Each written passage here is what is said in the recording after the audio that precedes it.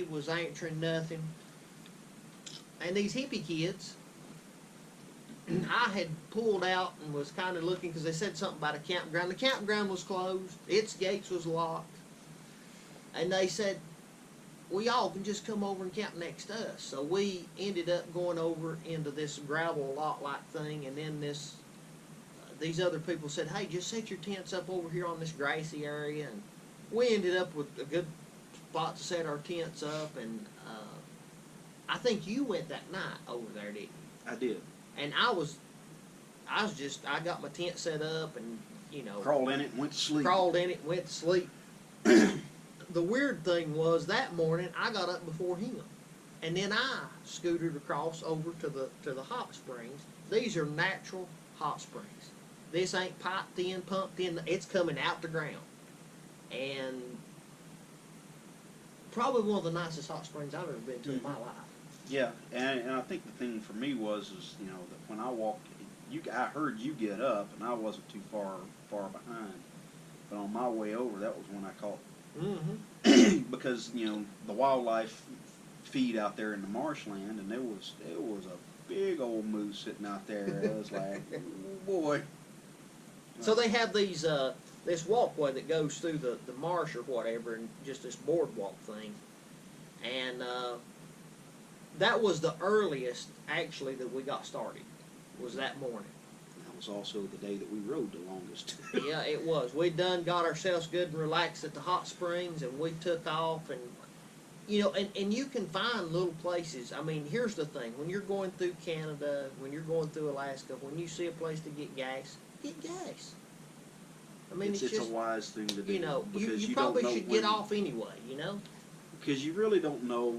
I mean, when we had sat down and started planning this, and looking at it, and looking at trips that other people had done, that we knew that the possibility of a place not having gas.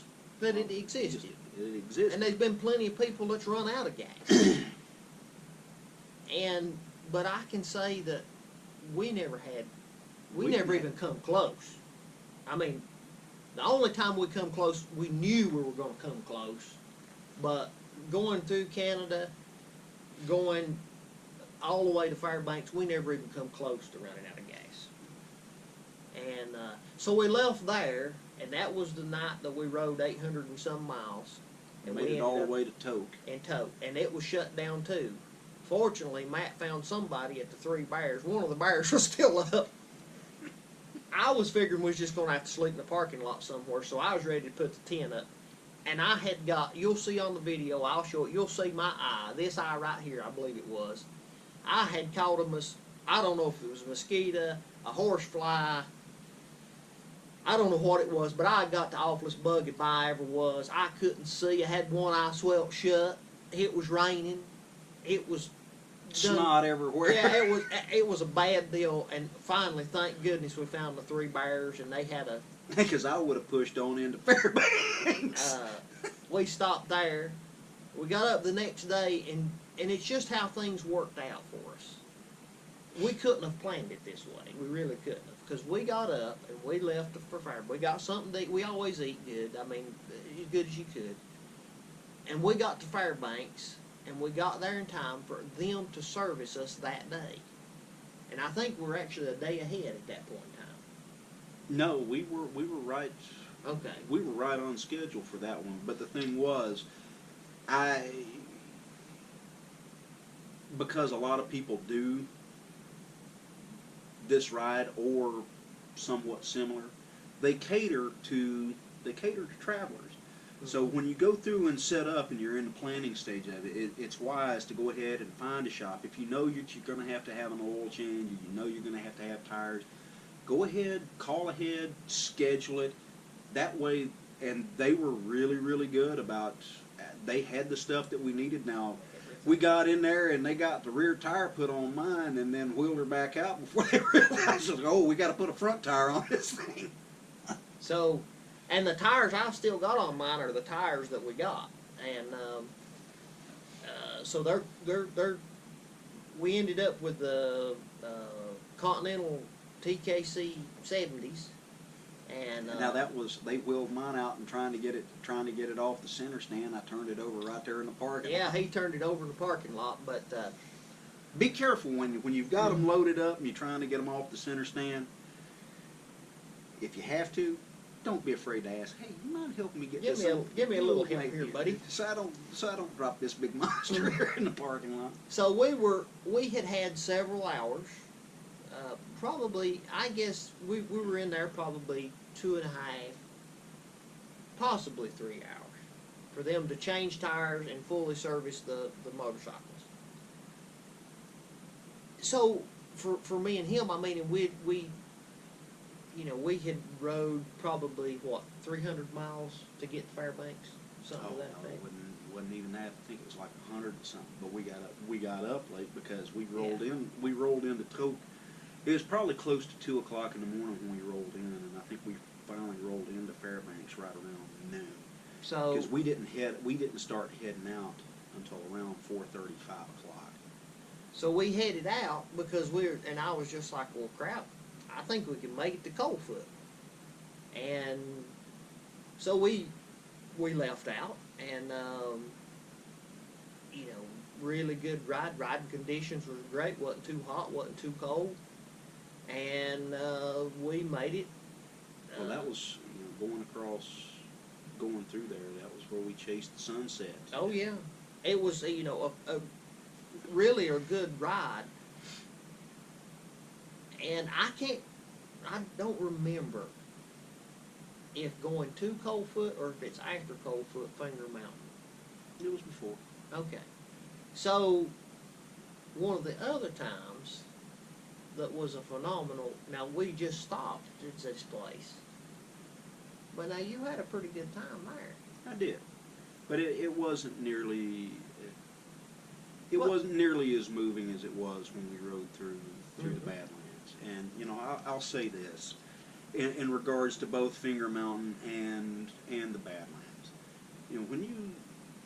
when you're riding through something like that, and especially the Badlands when we rode through it, they had cutoffs to go to different little small towns outside of the national park there.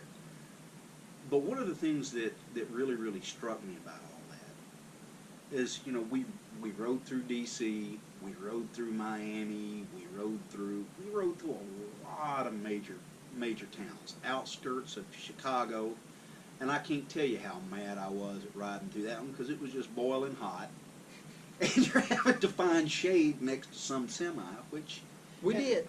yeah, we did. Although my hand was killing me trying to constantly clutch this thing and then trying to scoot off to one side of the seat to put a foot down. So it got a little bit difficult.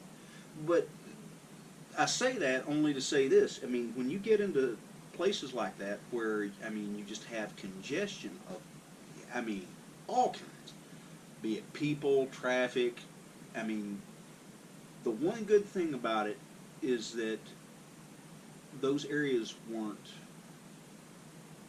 really molested other than the road that was going through. So I think for me, one of the biggest things is that night that we rode through the Badlands, there was a light breeze. It had just rained. You could see the tumbleweeds going across. Mhm. But you got the smell, you got the sense of just very, very raw, very, very natural. And it was a very, very calming and peaceful feeling that, you can find that around here, riding some of these roads. But it really doesn't compare when you're out away from everything. When you can look as far as you can possibly see, and in particular with Finger Mountain, that you can't see one thing other than that road that you rode in on, because there you couldn't even see the pipeline. There was no evidence that anybody had ever been there before, other than that road. You know that Well, they'd been there. they did have the little building and whatnot, but it was very, very minuscule. Mhm. It was very, very small in stature, and so it really didn't it didn't leave a very, very lasting mark on the landscape. And that was something that, you know, like with the Badlands, that I did appreciate. So Coldfoot was where we stopped that night, and then we got up the next morning, and we headed out for one of the toughest days that we had. And you're going to see some video of that. I'm going to put it on there. But when we finally got to Dead Horse, I found it to be very nice. Everyone was very nice to us. And then, you know, the following morning, you know, we got up and we went to the Arctic Ocean. And see, this is a lot of, just in case you weren't aware, just because you make it up to Dead Horse, that doesn't mean that you're going to get to see the Arctic Ocean. Mm-hmm. You actually have to pay to take the tour out there. And the tours, well, our tour guide that day, he was a little bit scatterbrained because he forgot to tell us that they had towels. They do have towels on the bus, but he didn't mention it. But, you know, we had that was us getting there, and, you know, the trip back down, you know, we had also very memorable experiences coming back down. We were ahead of schedule a little bit, so we got back to Fairbanks, and then we actually took a day off. We took a day off, and then we, you know, basically we made a loop. Well, we actually got back 2 days ahead of schedule, because I think we had planned 2 days going up and 2 days coming back. But here's the one thing that's, to give you an idea of how rapidly it can change. I mean, you know, I sit down and calculated, it took us 20 hours to get up that thing between 2 days. But it only took us 12 coming off. It only took us 12 coming off. Now, the day that we got to Dead Horse, it was 80 degrees. It was 80 degrees, and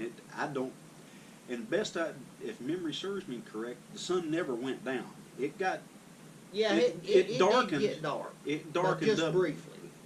But it didn't get completely pitch black. Not like it gets here. Yeah, but the following morning it was 43. So it went from 80 to the next morning it was back down to 43. Because we had long johns on and everything else out in the Arctic Ocean. And, but, you know, for me, I guess, kind of in conclusion of this ramblings that me and you do,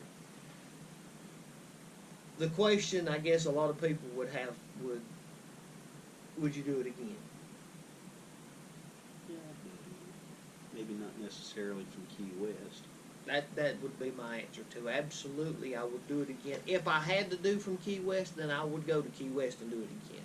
But if I could just say, no, I ain't going back to Key West and leave from right here, then yeah, there's no doubt about it. I would be glad to do the ride again. And, you know, so for anybody that's wondering, well, whatever exactly happened, that's kind of the shakedown of it. There's a whole lot that happened in between, a whole lot of laughing. Grumbling and cussing. A little bit of that, but, you know. Especially over that storm. And, you know, and 2 years has went by, and, you know, a lot has happened in that 2 years. You know, Mike's in heaven, and, you know, we didn't know at that time that this would be basically all of us as last hoorah. You know, we had a great time in D.C. with him, and, you know, it's kind of unfortunate, but the next time we were all together, we were in a hospital. And, you know, this time has went on, and, you know, me and Matt were hoping at some point in time to do another ride. We're shooting for maybe, possibly, some of the Trans-American Trail. Don't know if that's going to work out or not. We're shooting for, if that don't work out, then we're shooting the big ride that I'm hoping that we get to do is, so I figure we went to the Arctic Ocean, we should probably go down to, is it Tela del Fuego? Is that how you say it? I'm not sure. Very tip of South America. Yeah, we're gonna go to that bottom if we can. So, you know, and who knows what that'll entail. And like me and Matt talked about, you know, this ride was a very expensive endeavor. It didn't come cheap. We had lots of help, and they're still very thankful for the help that we had. I still owe like $5,500 on this thing. I'm about 8 on mine. And, you know, don't know if I'll get to take another big ride on him or not, but if I do, then that'll be. And if you're out there and you're like, hey, man, I'd like to have that bike, it's for sale. Just get a hold of me, slap chat me, Facebook Matt, Facebook somebody, I don't know. But Reach out to us through the website. yeah, we will put this. He'll probably put his in your home. I need something a little bit smaller. this was definitely a great tool for the job. I can say that the Yamaha Super Tenere over I think mine's got 18,000 on it now, and it's been 18,000 trouble-free miles, and don't figure that I'm going to have any trouble out of it anytime soon. They're workhorses for sure. This thing hauled me and Amy and all. If you could imagine having a little wife with a lot of stuff, it hauled me and her and all her stuff and my stuff all the way across the U.S. You know, that trip is another trip altogether. We went all the way down the coast of Oregon, the Redwoods, and then skirted across the desert, 113 degrees. I thought I wasn't going to have a wife left by the time it was over with. Thought she'd be melted down to butter on the back of this thing, but you know, he's in Texas now. I'm still riding very little, but bought myself a sailboat.